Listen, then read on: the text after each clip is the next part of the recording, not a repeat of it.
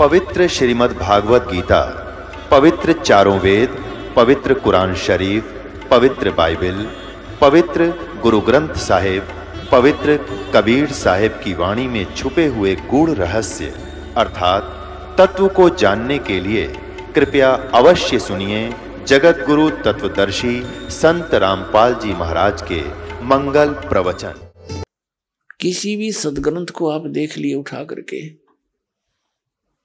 वो संकेत यही करते हैं कि संतों की शरण में जाओ। जैसे श्रीमद् भगवत गीता अध्याय नंबर 4 के श्लोक नंबर 34 में कहा है, अर्जुन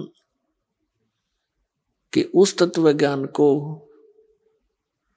जो परमात्मा स्वयं आकर बताते हैं वो तत्व ज्ञान है। उसको तू तत्वदर्शी संतों के पास जाकर समझ, उनको दंडवत प्रणाम करने से, कपट छोड़कर उनकी सेवा करने से वो तत्वदर्शी संत तुझे परमात्म तत्व का उस तत्व ज्ञान का उपदेश करेंगे। ये दुर्वेद अध्याय नंबर 40 के श्लोक नंबर 10 से लेकर 13 तक यही स्पष्ट किया है कि इस परमात्मा के विषय में कोई तो जन्म लेकर उत्पन्न होने वाला अवतार रूप में मानता है, जैसे श्री राम और श्री कृष्ण, और कोई ये मानते हैं कि वो जन्म लेता ही नहीं, वो तो निराकार है। लेकिन ये यथार्थ ज्ञान परमात्मा साकार है या निराकार है, ये तत्वदर्शी संत बताओगे, उनसे पूछो। और विद्वान तथा अविद्वान की परिभाषा भी तत्वदर्शी संत बताओगा। जैसे किसी ने कोई अक्षर ज्ञान हो गया, संस्कृत भाषा जान ली, उसको विद्वान कहने लगे। एक भाषा को जानने से जीव विद्वान नहीं हो सकता। किसी को संस्कृत भाषा आती है तो उसको इंग्लिश नहीं आती, तो इंग्लिश में अविद्वान हो गया। किसी को इंग्लिश आती है तो संस्कृत नहीं आती, किसी को संस्कृत इंग्लिश दोनों आती है तो उसको पंजाबी नहीं आती और तेलुगु नहीं आती, तो विद्वान काहे कह रहा? तो कहते हैं केवल अक्षर ज्ञान से विद्वान और अविद्वान नहीं होते, कि जिसको अक्षर ज्ञान होगा उसको तुम विद्वान बोल देते हो, जिसके अक्षर ज्ञान नहीं है उसको तुम अविद्वान कहते हो। विद्वान और अविद्वान की परिभाषा भी वो संत बताओगा।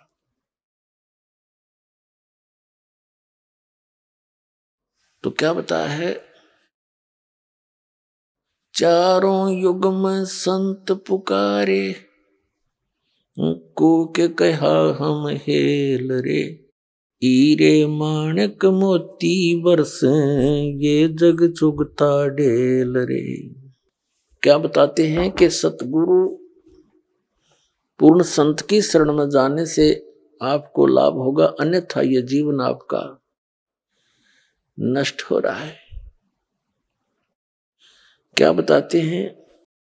और बात तेरे काम न आवे, संतों शरण लागिरे, के सोवे गफलत में बंदे, जाग जाग नर जाग रे, जाग जाग नर जाग रे। और बात तेरे काम न आवे, संतों शरण लागिरे, के सोवे गफलत में बंदे, जाग जाग नर जाग रे, जाग जाग नर जाग रे।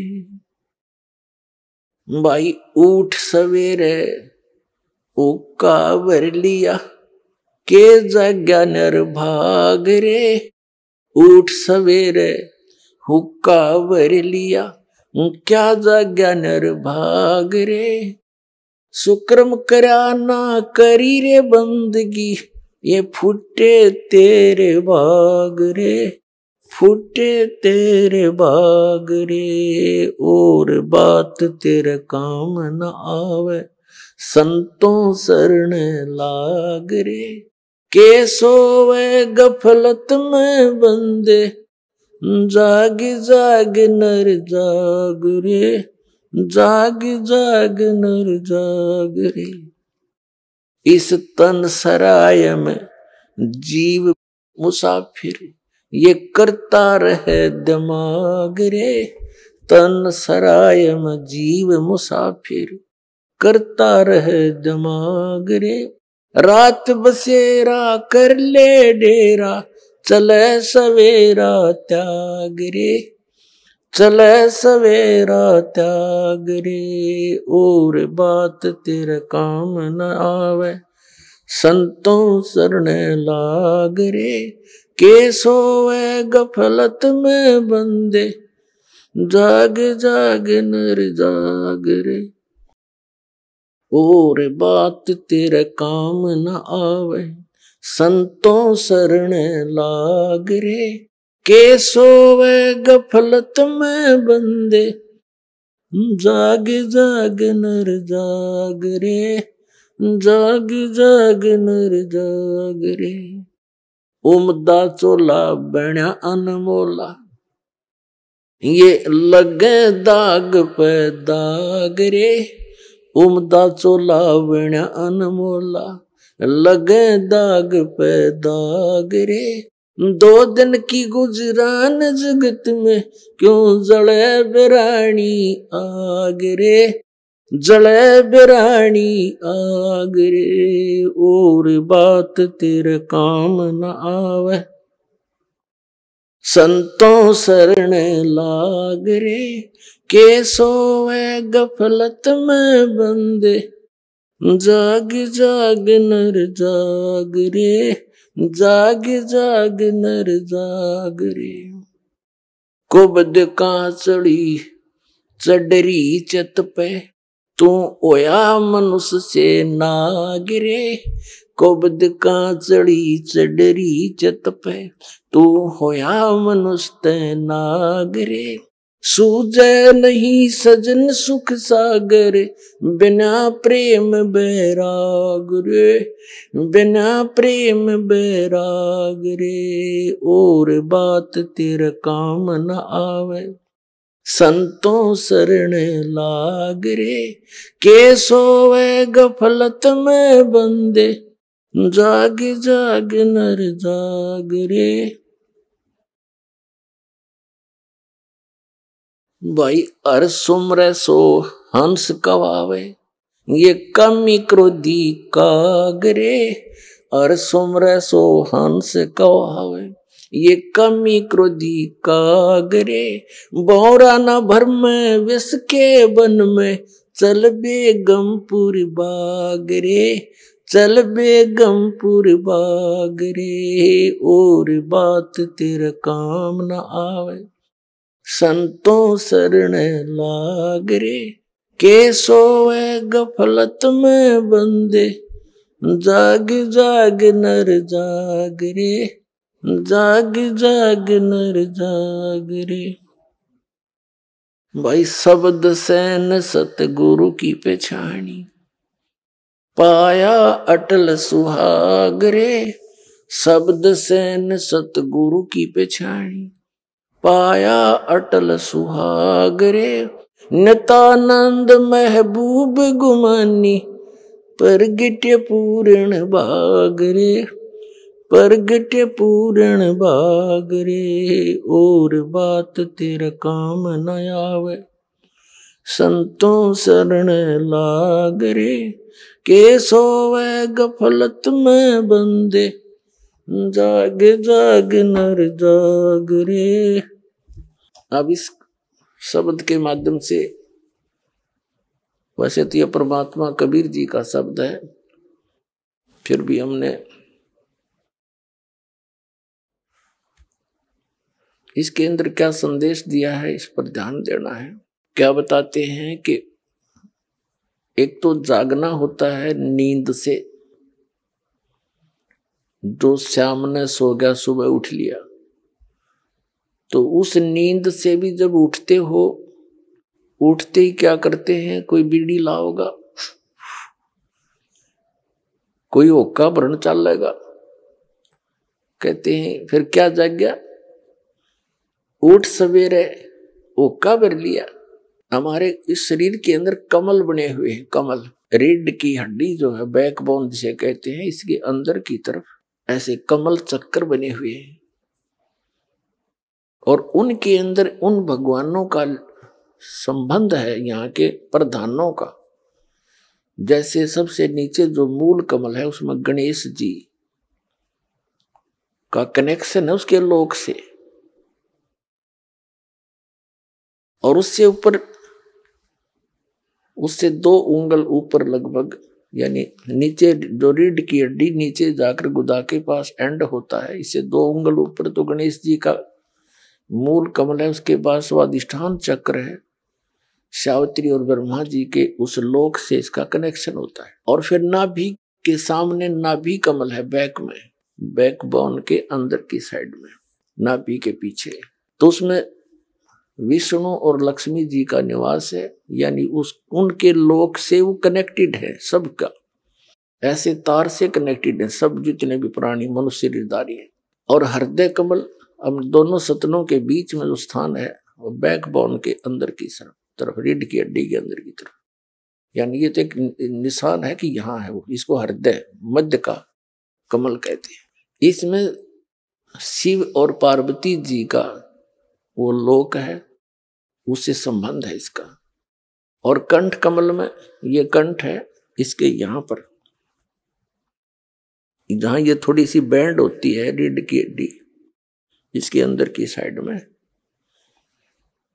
इसका दुर्गा जी का कमल है, उसके लोक से कनेक्शन है। आगे त्रिकुटी कमल है, सहस्रार कमल है। तो इस प्रकार अब क्या बताते हैं, जैसे जो हुक्का पीते हैं तो इस शरीर के अंदर उन कमलों में जैसे ये धुआं ऑक्सीजन के स्थान पर कार्बन डाइऑक्साइड है, और इस सारे शरीर में प्राणों से ही ये सब क्रियाएं हो रही हैं, श्वास इस वायु से। तो ये वायु के अंदर मिलकर इन कमलों के अंदर जाकर के ये अपनी दुर्गंध छोड़ता है, और उस दुर्गंध का कुछ अंश उन भगवानों के लोकों में जाता है जहां वो विराजमान है। तो इस प्रकार परमात्मा ने बताया है कि वो जो व्यक्ति हुक्का पीते हैं, शराब पीते हैं, या कोई सिगरेट पीते हैं, तंबाकू सेवन करते हैं, तो उनका जो असर है इस शरीर के अंदर विद्यमान उन शक्तियों पर भी पड़ता है, वो बहुत दुखी होते हैं इनसे। तो परमात्मा कहते हैं उठ सुबेरे उका इसके अंदर धुआं ठोक दिया, जैसे आपका कोई रिलेटिव आ रहा हो किसी कमरे में और उसको बैठा रखा हो कमरे में, और उसमें फिर जाके एक हुपला फोड़ कर गोसार उसमें धुआं छलगा दे और कवाड़ दे बंद करे, वो क्या कहेगा तुम्हारी तरह, अच्छे मूर्ख रहे, मेरा दम घोट दिया इन्होंने। तो इसी प्रकार ये हमारे भगवान जो यहाँ के जो प्रधान है शरीर में विद्यमान है, कहते हैं सुकर्म किया ना करी बंदगी, ना भगवान का नाम लिया, ना कोई शुभ कर्म किया, उठते धुआं ठोक दिया शरीर में, फूटे तेरे भाग रहे। फिर बताते हैं कि तन सराय में जीव मुसाफिर। अब दूसरा जागना क्या है, ये तो एक इस निंद्रा से जागा, शाम न सो गया सुबह जाग गया। दूसरी नींद में हम सोए पड़े हैं, मोह ममता की अज्ञान अंधेरे में, मोह ममता की निंद्रा में हम गहरे सोए पड़े। उसको जगाते हुए कहते हैं कि इस तन सराय में जीव मुसाफिर, यू करता रहे दिमाग रे, रात बसेरा कर ले डेरा, चले सुबेरा त्याग रे। ये शरीर जो आपको मिला है, ये समझ लो एक धर्मशाला है ये, या सराय है। और ये सराय आपको मिली किस लिए थी? जैसे कोई व्यक्ति, धनी व्यक्ति दूसरे स्थान पर शहर में जाता है, वहां किसी धर्मशाला या रेस्टोरेंट में रुकता है, होटल में, उसका वो उद्देश्य क्या लेकर जाता है? वहां कोई विशेष बिजनेस पॉइंट ऑफ व्यू से जाता धनी व्यक्ति, और जो पूंजी वो लेकर गया था उस पूंजी से उस सराय में किराए पर रुक कर आगे बिजनेस करना था उसका उद्देश्य, और वो ना करके और ही अटपट करके वो पूंजी नाश कर दी, तो फिर वो किराया जितना आपने दे रखा था वो खत्म हुआ, आपके पास चवन्नी रही नहीं, तो आपको जबरदस्ती उस होटल के कमरे से बाहर कर दिया जाएगा। तो यहां बताते हैं कि इस तन सराय में जीव मुसाफिर करता रहे दिमाग रे, अपनी अपनी अटकलों से सभी अटके बैठे हैं, अपनी अपनी सोच से सभी अपने को बुद्धिमान मानते हैं, लेकिन अध्यात्म मार्ग के अंदर गुरु जी के द्वारा दिए गए ज्ञान को आप जी ने अंतिम मानना चाहिए। आपसे कितने बुद्धिमान हो, इस संसारिक कार्यों में बेसिक बुद्धिमान हो, लेकिन आध्यात्मिक मार्ग में आप बालक हो, और बालक ने बड़ों की बात मानना अनिवार्य होता है। कहते इस तन सराय में जीव मुसाफिर करता रहे दिमाग रे, रात बसेरा कर ले डेरा, तो चले सवेरा त्याग रे। वो सवेरा कब होगा? जब मृत्यु होगी। मृत्यु होगी तब आंख खुलेंगी। कहते सपना साजा टूट उठ के मुंड पकड़ रोए। जैसे सपने में इंसान पता नहीं क्या क्या, कब कोई दुखी भी होता है, और कई बार ऐसे सलोने सपने भी आते हैं, कारों में घूम रहा होता है, पता नहीं कहाँ कहाँ जा रहा होता है, और जब आंखें खुलती हैं निंद्रा भंग होती है, उसी खाट पर पड़ा पावा जिस पर लेट रहा था। तो जब ये सराय यानी ये सवेरा होगा, निंद्रा टूटेगी यानी शरीर छूट जाएगा, तब ये सवेरा होगा तुम्हारा। और सपने में जो कुछ भी तुम अपना मानने बैठे थे वह खक नहीं पावे, खोजे तो भी ना पावे, देखे तो भी ना दिखे, इतना बहुत दूर जा चुके होगे, पकड़ कर यम के दूध पता नहीं कहाँ ले जा चुके होंगे। और फिर क्या बनेगी? कहाँ मेरी कार है, कहाँ मेरी कोठी है, कहाँ बेटा और बेटी है? जो काम करना था वो करया नहीं। क्या बताते हैं? उमदा चोला बना अनमोला, ये लगे दाग पे दाग रे। एक पेट के लिए इंसान ना जाने कितने पाप करके, कितनी झूठ बोल के, अटपट करके, नरे पाप इकट्ठे करके विश्राम लेता है। और मिलना मिलाना वही है जो उसके भाग्य में दाता ने निर्धारित किया हो। यह बात जब तक हमारे हृदय में गहनता से नहीं बैठेगी, नहीं जचेगी कि जो मिलना है वो दाता ने देना है। कर्म करना आपका फर्ज बनता है, क्योंकि ये शरीर ऐसा दिया है इसमें, और विश्वास रखा कि जो मालिक देगा, जैसे रखेगा वही ठीक है।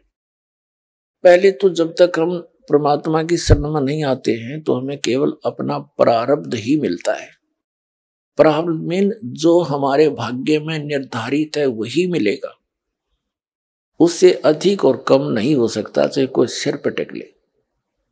लेकिन जब हम कबीर परमेश्वर की शरण में परम संत के माध्यम से आते हैं तो फिर उस परमात्मा की रजा चलेगी, जीव की नहीं चलेगी। जैसे हमने अपने जन्म और मृत्यु के रोग को समाप्त करवाना है, तो आप जी ने यहां उपदेश लिया है, तो आप इस हॉस्पिटल में एडमिट हो गए। इस परमात्मा के इस हॉस्पिटल के द्वारा आप उपचाराधीन है आपकी आत्मा।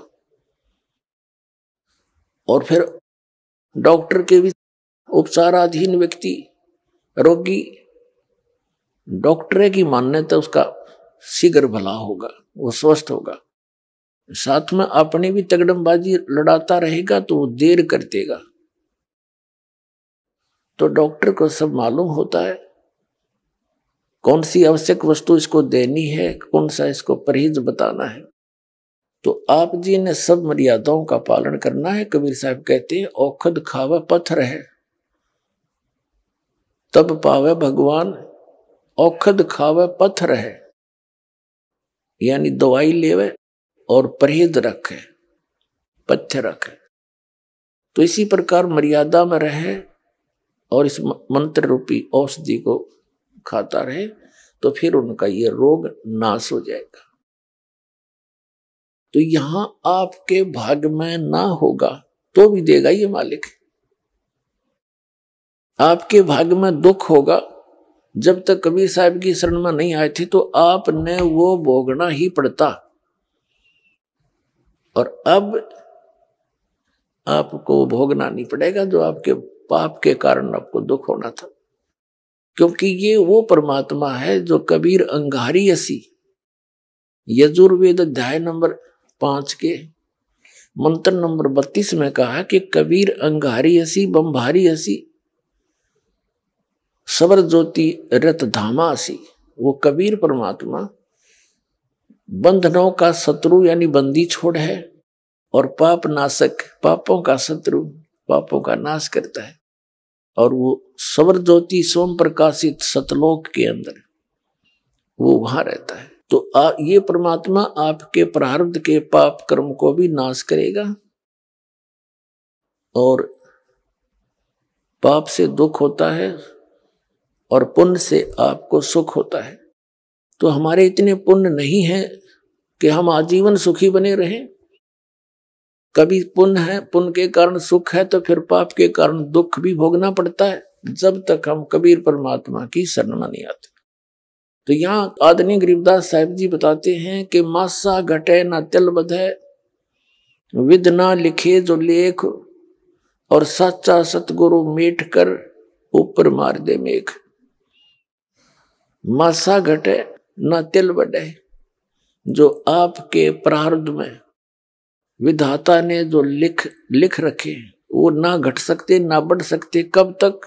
जब तक आप सच्चे सतगुरु की शरण में नहीं आ जाते, कबीर परमात्मा की शरण में। यानी सच्चा सतगुरु जो होता है वो वही कहलाता है जो सत्य पुरुष का ज्ञान देता है। बाकी सतगुरु नहीं है, क्योंकि उनको ज्ञान में कंप्लीट नहीं है। वो कोई ब्रह्म तक पूजा बताता है, कोई विष्णु जी तक, कोई कृष्ण जी तक, कोई राम जी तक। तो ये सतगुरु नहीं है। और जो सतलोक की जानकारी देते हैं उनका ज्ञान व्यर्थ है, ठीक नहीं है, तो वो भी सतगुरु नहीं है। बेशक वो सतपुरुष की महिमा भी सुनाते हो, जैसे भी उनको ज्ञान है। तो सतगुरु वही है जो 4 वेद 6 शास्त्र जो कहे 18 बोध। तो पुण्यात्माओं, आपका सौभाग्य है कि आप जी को उस परम पिता की शरण मिल गई, जिसकी शरण में आने के बाद आपको प्रारब्ध का कर्म कोई सेध देगा नहीं, पाप नहीं दुख देगा। जो आपके भाग्य में पुण्य है वो सुरक्षित रहेंगे, और पुण्य आपको यहाँ वृद्धि करने की एक ऐसी विधि बताई जाती है जिससे पुण्य का ढेर लगता चला जाएगा। तो इन पुण्यों से, भक्ति से, मंत्र के जाप से आपने इस संसार में जब तक श्वास है रहोगे तब तक इन्हीं से आपने यहाँ का भी खर्चा चलाना है और इसको सुरक्षित भी रखना है, जो सतलोक में जाने के लिए या कमाई काम करेगी। तो ये दोनों ही आपके यहां से स्टार्ट हो जाएंगे। यहां कौन कौन सी विधि बताई जाती है? अब सतगुरु कैसे विधि बताएगा? अब कबीर परमात्मा ने क्या बताया है? जग सारा रोगिया रे, जिन सतगुरु वेद न जाण्या, जग सारा रोगिया रे, जग सारा रोगिया रे, जिन सतगुरु वेद न जाण्या, जग सारा रोगिया रे। भाई, जन्म मरण का रोग लग्या है, तरसना बडेरी खांसी, जन्म मरण का रोग लग्या है तरसना बडरी खांसी, आवागवन की डोर गले में या पड़ी काल की फांसी, जग सारा रोगिया रे जिन सतगुरु वेद न जान्या, जग सारा रोगिया रे, जग सारा रोगिया रे जिन सतगुरु वेद न जान्या, जग सारा रोगिया रे।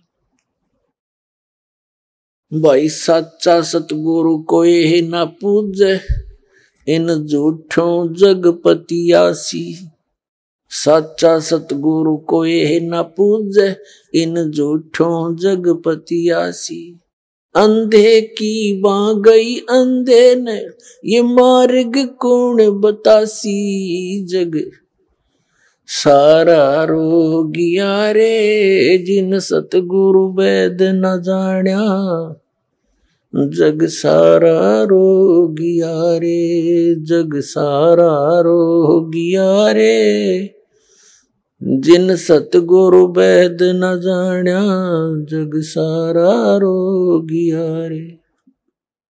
भाई देखा देखी गुरु से बन गे, किया न तत्व विचारा, देखा देखी गुरु से बन गे, किया न तत्व विचारा, गुरु से दोनों के सिर पे यू काल ठोके पंजारा, जग सारा रोगिया रे जिन सतगुरु वेद न जान्या, जग सारा रोगिया रे, जग सारा रोगिया रे जिन सतगुरु वेद न जान्या, जग। भाई सार शब्द सर जीवन बूटी, गैस गैस अंग लगावे, सार शब्द सर जीवन बूटी, गैस गैस अंग लगावे, कहे कबीर तुम सत कर मानो, ये जन्म मरण मिट जावे, जग सारा रोगिया रे जिन सतगुरु वेद न जान्या, जग सारा रोगिया रे, जग सारा रोगिया रे जिन सतगुरु वेद न जान्या, जग सारा रोगिया रे। भाई सार शब्द सर जीवन बूटी, गैस गैस अंग लगावे, सार शब्द सर जीवन बूटी, गैस गैस अंग लगावे, कहे कबीर तुम सत कर मानो, ये जन्म मरण मिट जावे, जग सारा रोगिया रे जिन सतगुरु वेद न जान्या, जग सारा रोगिया रे, जग सारा रोगिया रे जिन सतगुरु वेद न जान्या, जग सारा रोगिया रे। अब परमात्मा बताते हैं कि यहाँ सभी जन्म मरण के रोग से ग्रस्त है। आप जी श्री विष्णु जी श्री शंकर भगवान जी की पूजा करते थे, इनको अजर अमर मान के ये अज्ञानी गुरु लोग आपको मिसगाइड किए हुए थे, इन भगवानों की पूजा बता के और इनको मृत्युंजय और कालजय, सर्वेश्वर और महेश्वर, सर्व सुखदाई, सब पापों के नाशक बता के ये स्वयं स्वीकार करते हैं कि हमारा जन्म और मृत्यु होता है, हम अविनाशी नहीं हैं, हमारा जन्म और मृत्यु होता है। अपने आत्मा ये दंत कथा तो ये सुनाते सुनाते इन संतों ने बैठाई दिया। श्रद्धालु का स्वभाव होता है, विद्यार्थी होता है, और जिसके पास ये जाता है किसी के भी माध्यम से उसकी संत की पूरी महिमा उसके चेले द्वारा सुन के ही जाता है, बड़े पहुंचे हुए महात्मा है, फिर उसको शंकाएं नहीं रहती जो ज्ञान वो देता सारा सर्वधार्य होता है। और भक्तों का एक विशेष स्वभाव होता है, वो ब्लाइंड फेथ करते हैं अपने उस गुरु पर, और ये नकली गुरुओं पर ब्लाइंड फेथ कर लिया और उन्होंने सारे उल्टे पाठ पढ़ा दिए। बताओ, आज तक हमारे हिंदू धर्म के धर्म गुरु जो शंकराचार्य और आचार्य को वहां थे, और मंडलेश्वर और ब्राह्मण को वहां थे, और चारों वेदों और पुराणों के वो कंठस्थ ज्ञाता कहलाते थे, ये हमें वेदों पुराणों और गीता का कैक है वे नहीं बता पाए आज तक। तो काहे के सतगुरु थे ये? आप भी नरक गए और यजमानों को भी साथ लटका ले गए। अब देखो, आपको दिखाते हैं ब्रह्मा विष्णु महेश क्या बताते हैं अपने विषय में। श्रीमद देवी भागवत यानी श्री देवी पुराण, ये गीता प्रेस गोरखपुर से प्रकाशित है।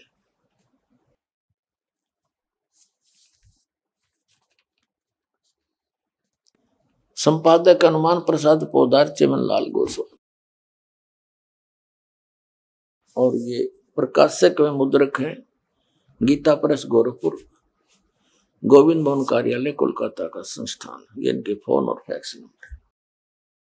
एक ही थोड़ा सा दिखा देते हैं आपको, सारा काम हल हो जाएगा। 123 पृष्ठ पर 3रा स्कंध। यहां विष्णु जी अपनी माता दुर्गा की स्तुति करते हुए कहते हैं, तुम शुद्ध स्वरूपा हो, यह सारा संसार तुम इसे उद्भासित हो रहा है। मैं ब्रह्मा और शंकर हम सभी तुम्हारी कृपा से विद्यमान हैं। हमारा आविर्भाव और तिरोभाव हुआ करता है।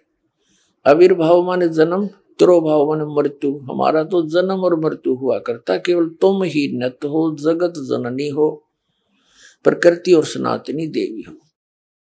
भगवान शंकर बोले, देवी यदि महाभाग विष्णु तुम्ही से प्रकट हुए हैं, तो उनके बाद उत्पन्न होने वाले ब्रह्मा भी तुम्हारे बालक हुए।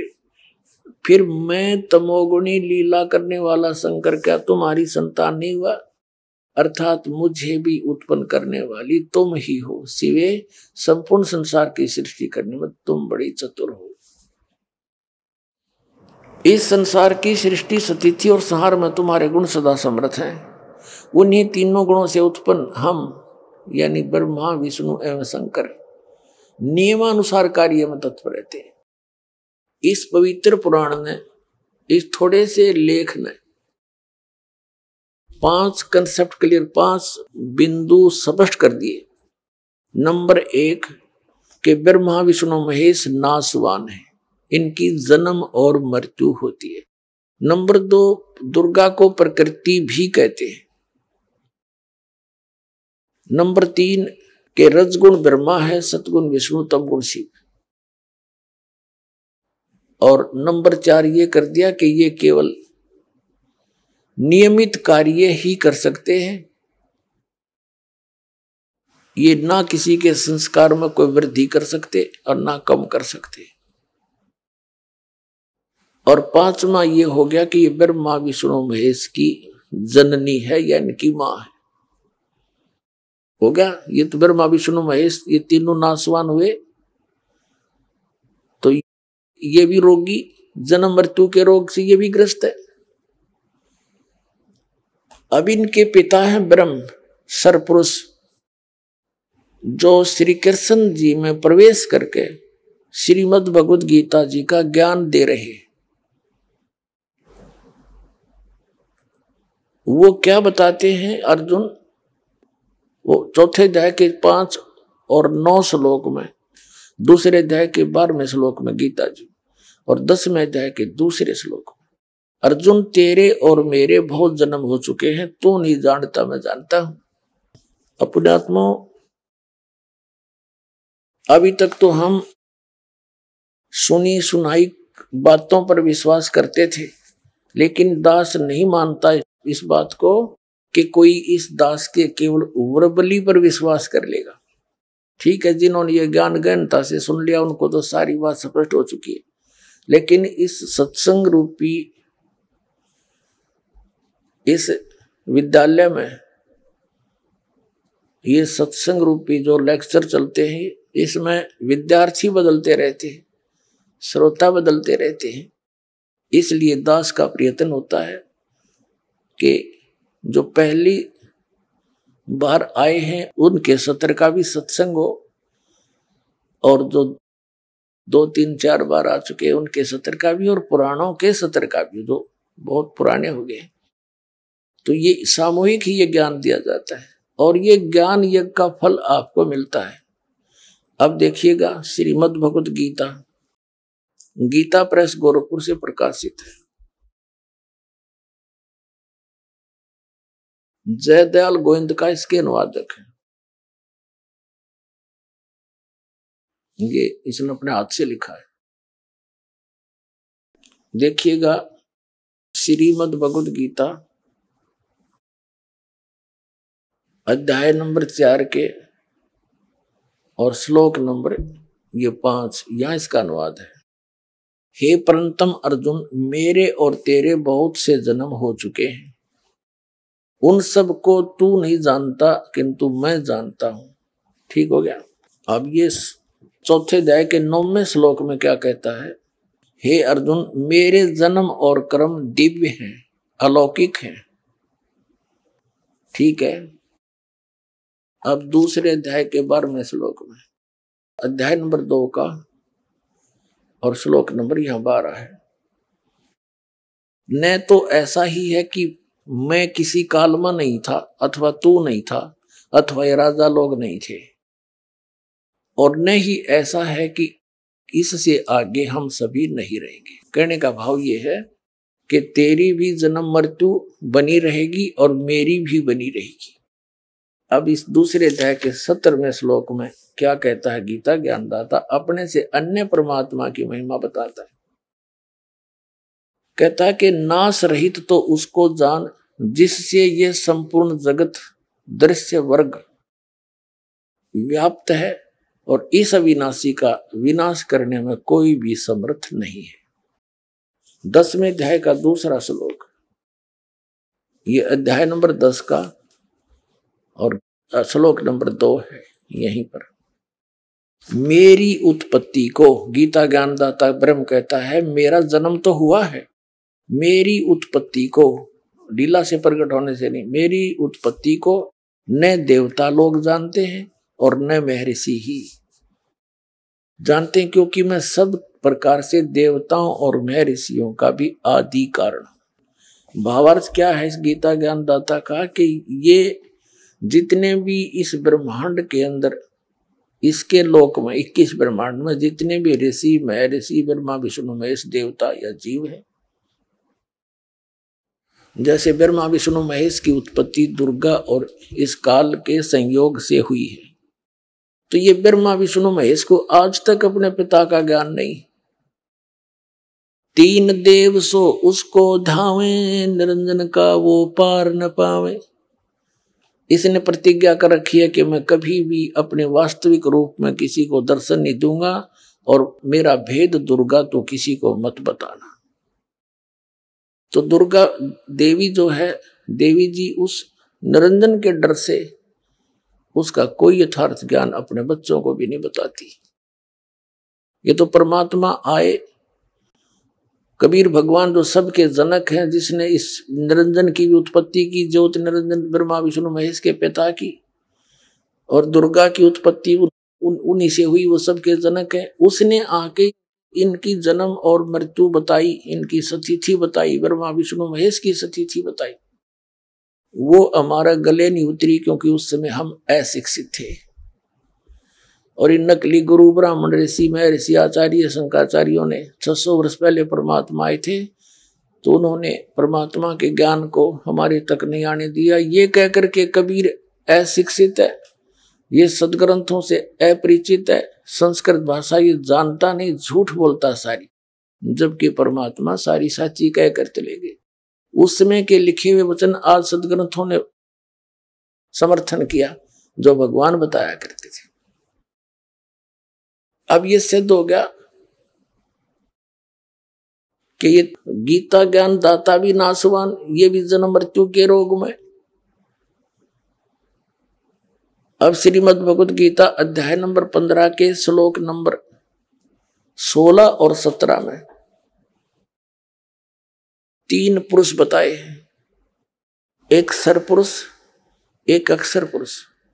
सरपुरुष और अक्षर पुरुष तथा इनके अंतर्गत जितने भी प्राणी हैं वो सभी नाशवान है और ये भी नाशवान है। गीता अध्याय नंबर 15 के श्लोक नंबर 17 में बताया है कि उत्तम पुरुष तो अन्य है परमात्मा इति उदाहरते, ये लोक तरम आविश्य विवर्ती अवैश्वर है। उत्तम पुरुष श्रेष्ठ परमात्मा तो कोई और है इन दोनों से, सरपुरुष और अक्षर पुरुष से। ये देखिएगा श्रीमद् भगवत गीता, गीता प्रेस गोरखपुर से प्रकाशित है। अध्याय नंबर 15 का श्लोक नंबर 16 और 17 दिखाते हैं आपको। श्रीमद् भगवत गीता अध्याय नंबर 15 का और श्लोक नंबर 16 यहां पर है। द्वौ माने दो, इमौ माने इस, पुरुषो माने पुरुष यानी प्रभु, लोके क्षर से अक्षर एवं सर्व सर्वाणी भूतानि कटुस्थ अक्षर उच्यते। इसका अर्थ ये बनता है इस संसार में नाशवान और अविनाशी भी ये 2 प्रकार के पुरुष हैं। यहां इन्होंने अर्थ कर दिया, इनका नहीं या लिखना था। जैसे ये संस्कृत को देखेंगे आसानी से समझा, ये द्वौ इमौ पुरुषो लोके सर से अक्षर है, यहां लगाना था इस लोक में 2 सरपुरुष और अक्षर पुरुष। सरपुरुष ये ब्रह्म है, सरब्रह्म, और अक्षर पुरुष ये परब्रह्म है। ये दो पुरुष हैं, ये 2 भगवान हैं। यहां देखना इस संसार में सरपुरुष और अक्षर पुरुष लिखना था यहाँ पर। ये 2 प्रकार के प्रभु हैं, पुरुष माने पुरुष हैं, ये 2 प्रकार के हैं। संपूर्ण प्राणियों के शरीर नाशवान है, जीवात्मा किसी की नहीं मरती। कहने का भाव यह है कि इन दोनों भगवानों के पुरुषों के जितने भी इनके लोक हैं, इनके अंदर जितने प्राणी हैं और ये स्वयं भी दोनों नाशवान हैं। सरपुरुष ये ब्रह्म है, 21 ब्रह्मांड का ये मालिक है, और अक्षर पुरुष ये परब्रह्म है, ये 7 शंख ब्रह्मांड का स्वामी है। और उत्तम पुरुष है तू अन्य परमात्मा इति उदाहरते। ये देखिएगा गीता अध्याय नंबर 15 के और श्लोक नंबर 17 में, ये 17 में उत्तम पुरुष है तू अन्य। उत्तम पुरुष यानी पुरुषोत्तम श्रेष्ठ भगवान तो अन्य है, परमात्मा इति उदाहरते जिसको भगवान कहते हैं। इन दोनों से सरपुरुष और अक्षर पुरुष से तो वो अन्य है, कोई और है जो तीनों लोकों में प्रवेश करके सबका धारण पोषण करता। वो अवय ईश्वर है, अवय माने अविनाशी, अवय अविनाशी। यहां देखिएगा उत्तम पुरुष तो अन्य ही है, इन दोनों से भी न्यारा है वो, जो तीनों लोकों में प्रवेश करके सबका धारण पोषण करता है। वो अविनाशी परमेश्वर परमात्मा कहा गया है। अपने आत्मा गीता ज्ञानदाता कहता है, अर्जुन यदि तूने मेरी शरण में रहना है तो युद्ध भी करना पड़ेगा। 8वें अध्याय के 5 और 7 श्लोक में गीता ज्ञानदाता कहता है कि तू युद्ध भी कर, मेरा स्मरण भी कर, मुझे प्राप्त होगा। लेकिन युद्ध जहां युद्ध करना पड़े फिर वहां शांति नहीं हो सकती। इसलिए 8वें अध्याय के 8, 9, 10 श्लोक में कहा कि तू उस परमात्मा की भक्ति, परम अक्षर ब्रह्म की उत्तम पुरुष है, तू अन्य उसकी भक्ति करेगा तो उसको प्राप्त होगा। मेरी भक्ति करेगा तो मुझे प्राप्त होगा। लेकिन मेरी भक्ति करेगा तो युद्ध करना पड़ेगा, शांति नाम की चीज नहीं। 18वें अध्याय के 62वें श्लोक में कहा कि अर्जुन तू सर्वभाव से, गीता जी में कहा है कि सर्वभाव से उस परमेश्वर की शरण में जा, उसकी कृपा से तू परम शांति को और सनातन परम धाम को, सनातन यानी सबसे सदा का रहने वाला शाश्वत स्थान को प्राप्त होगा। 15वें अध्याय के 1 से लेकर 4 में ये स्पष्ट किया है कि ऊपर को जड़, नीचे को तीनों गुण रूपी शाखा वाला यह उल्टा लटका हुआ संसार रूपी वृक्ष है। और जो संत इसके सभी भाग बता देगा, तना कौन है, डार कौन है, शाखा कौन है और जड़ कौन है, कौन भगवान है, तो वो सवेदवित, वो तत्वदर्शी संत है। उसके पश्चात परमेश्वर के उस परम पद की खोज करनी चाहिए जहां जाने के बाद साधक कभी लौटकर संसार में नहीं आते। और जिस परमात्मा ने सभी ब्रह्मांडों की रचना की है, जो सबका उत्पादक है, और मैं उसी की शरण में हूं, उसी की भक्ति करनी चाहिए और किसी की नहीं। स्पष्ट हो गया। अब इनकी थोड़ी सी आयु बताते हैं। जैसे एक ब्रह्मा जी की मृत्यु कैसे होती है, इसका 1000 चतुर्युग का दिन, इतनी ही रात्रि। एक चतुर्युग में कितने वर्ष होते हैं? सतयुग, त्रेता, द्वापर और कलयुग, इन चारों का पीरियड मिलाकर 43,20,000 वर्ष होते हैं। इसको चतुर्युग बोलते हैं। ऐसे ऐसे 1000, वैसे तो 1008 होते हैं, लेकिन लंब संप मान कर चलते हैं, संख्या बहुत घनी हो जाती है। 1000 चतुर्युग का दिन ब्रह्मा जी का, 1000 चतुर्युग की रात्रि। ऐसे 30 दिन रात का महीना और 12 महीने का एक वर्ष हुआ, और 100 वर्ष की आयु है ब्रह्मा जी। मृत्यु हुई। फिर इसके बाद विष्णु जी की ब्रह्मा जी से 7 गुना अधिक आयु है, तो 700, यानी इससे 7 गुना होगी, 700 वर्ष हो गए, उस प्रकार बने हुए वर्ष। और भगवान शंकर की विष्णु जी से 7 गुना आयु है, और फिर भी मृत्यु होगी। यानी ब्रह्मा जी से 4900 गुना हो गया। इतनी लंबी उम्र है, और फिर भी मृत्यु होगी इसकी। इस प्रकार जो शंकर जी तमोगुण मरेंगे, उसकी ऐसे ऐसे 70,000 बार ये तमोगुण शंकर जी की मृत्यु हो लेगी। ये क्या करता है काल? जैसे ब्रह्मा की मृत्यु निश्चित, विष्णु की निश्चित, शिव की निश्चित, समय कितना ही हो।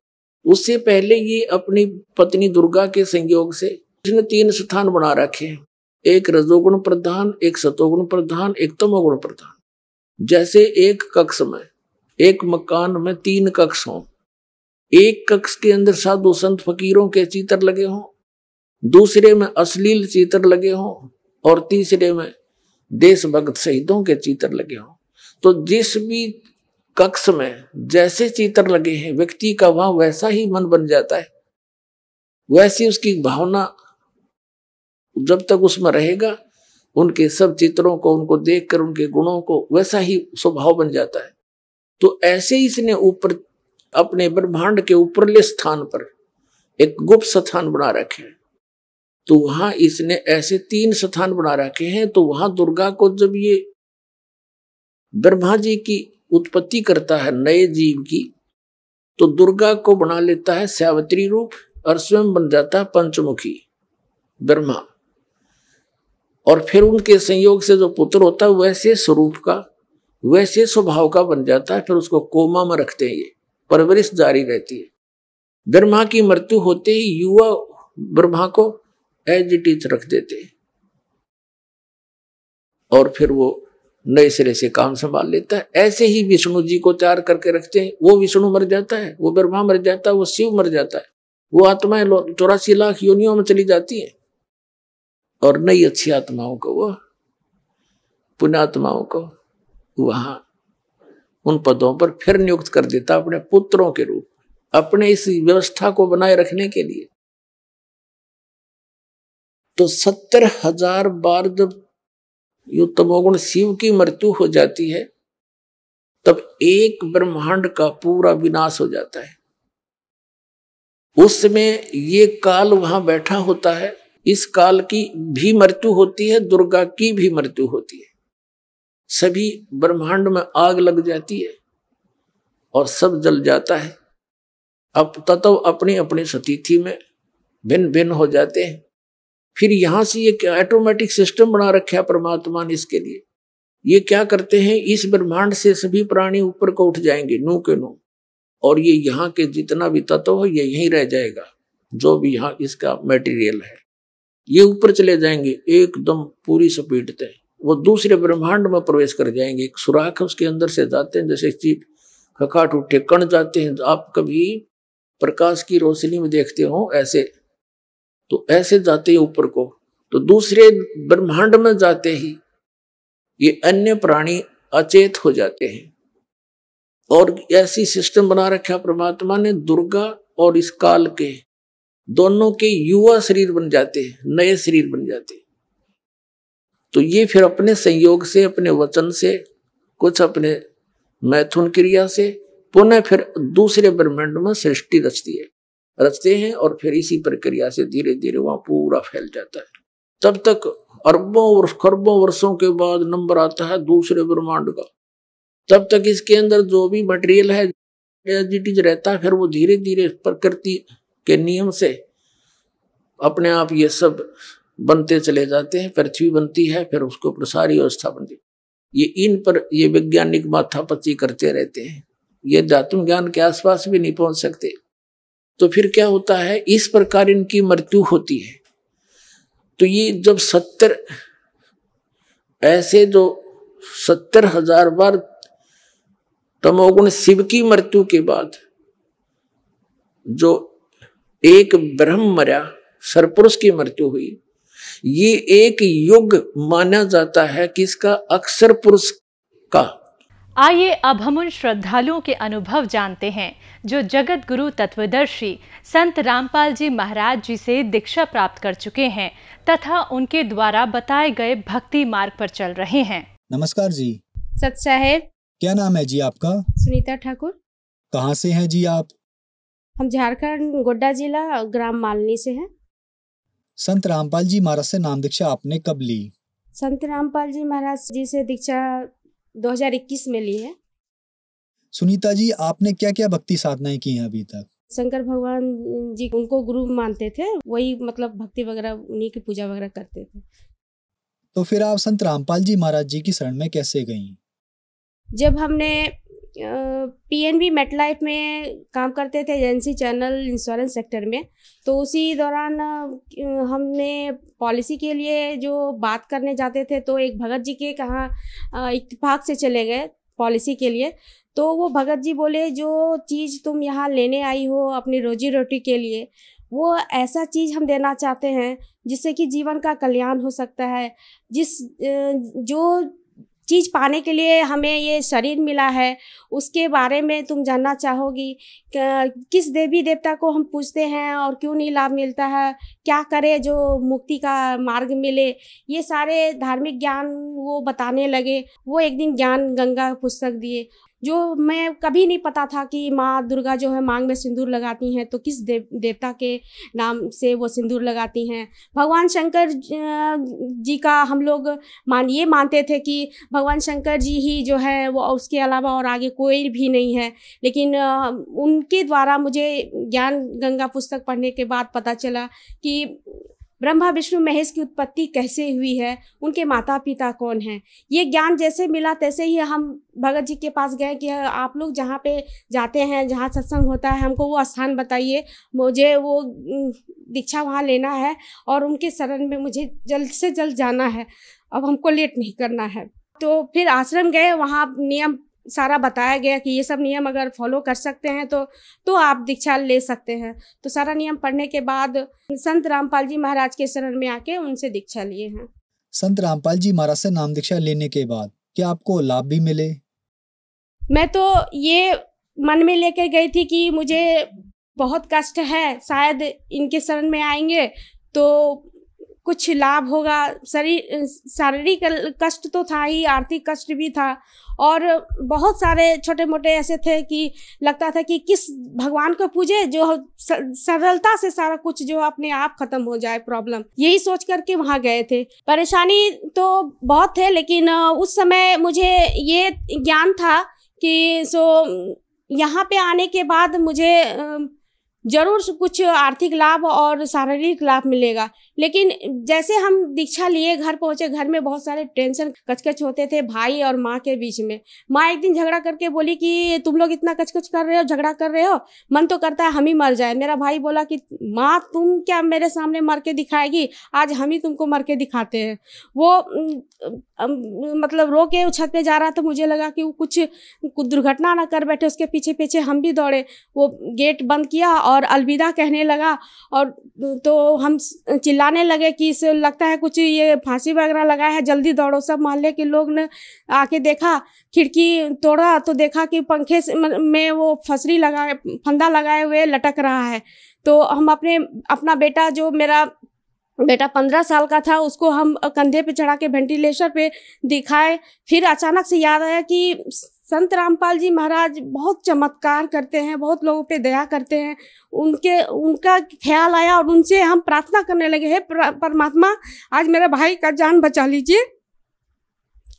तो ऐसे ही प्रार्थना कर रहे थे, मेरे कंधे पे मेरा बेटा वहाँ वेंटिलेटर से देखा कि मम्मी फंदा टूट गया है, मामा गिरे हैं। फिर 5 मिनट के बाद सब रोने लगा कि पता नहीं क्या हुआ है। 5 मिनट के बाद वो लड़का स्वतः गेट खोला और सभी ने देखा कि वो होश में आया है।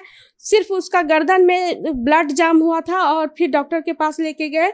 आज मेरा भाई ठीक है, संत रामपाल जी की कृपा से मेरा भाई ठीक है। दूसरा लाभ, मेरे पेट में पथरी था और पथरी 10 mm का था। डॉक्टर बोला था कि ऑपरेशन कराना है, लेकिन मुझे परमात्मा पे पूर्ण भरोसा था कि वो सबका दुख हरते हैं तो मेरा भी दुख हरेंगे।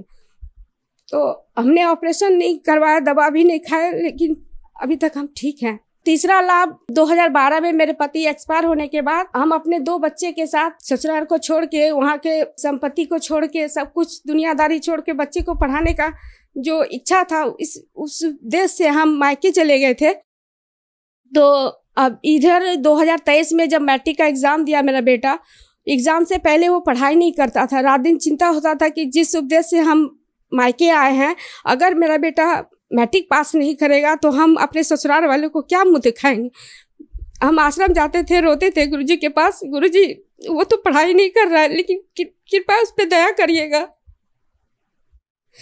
भगवान की कृपा से आज वो पास हो गया है और मेरी बेटी 82% मार्क्स लाई है। दोनों बच्चा मेरा मैट्रिक पास कर गया। आर्थिक स्थिति ये थी कि बच्चा बहुत ही उद्दंड था, उसको पढ़ाने के लिए हम जॉब में थे, लेकिन इंश्योरेंस सेक्टर में जब तक हम काम नहीं करेंगे तो हमें सैलरी या फिर इंसेंटिव मिलता है वो नहीं मिल पाता था, सिर्फ थोड़ा बहुत आता था पैसा। तो स्कूल का फी भरने के लिए लोन वगैरह लेना पड़ता था। तो लोन कैसे रिकवर हम किए, वो परमात्मा की बहुत बड़ी कृपा थी। बेटा जन्म से ही साइनस की प्रॉब्लम था, सांस की प्रॉब्लम था, जिसको कि ऑक्सीजन कभी कभी चढ़ाना पड़ता था। 1.5 साल से वो स्वस्थ है, वो प्रॉब्लम उसमें नहीं आ रहा, जो कि जन्म के बाद से ही हर 2 महीने के बाद जो है डॉक्टर के पास जाना पड़ता था। 5,000 6,000 हर महीने जो है उसके पीछे खर्च होता था। वो सारा पैसा बचत हो रहा है, आर्थिक में बहुत लाभ मिल रहा है। संत रामपाल जी महाराज की बहुत बहुत कृपा है, जो आज हम बच्चे मेरे स्वस्थ हैं, हम भी स्वस्थ हैं। संत रामपाल जी महाराज से नाम दीक्षा लेने के बाद आपको बहुत सारे लाभ मिले। तो जो दर्शक आज आपको टीवी पर देख रहे हैं, खास करके वो महिलाएं जो संत रामपाल जी महाराज से नाम दीक्षा लेना चाहती हैं, तो कैसे ले सकती हैं? संत रामपाल जी महाराज से दीक्षा लेने के लिए विभिन्न चैनल चलते हैं, पट्टी आती है, उनका नंबर वहाँ पे मिलेगा। वहाँ से नंबर लेकर के आप डायल करिए और अपने क्षेत्र के जो नामदान केंद्र है वहाँ पे जाइए और अपना नामदान दीक्षा लीजिए और अपना कल्याण कराइए। धन्यवाद जी। सत साहिब।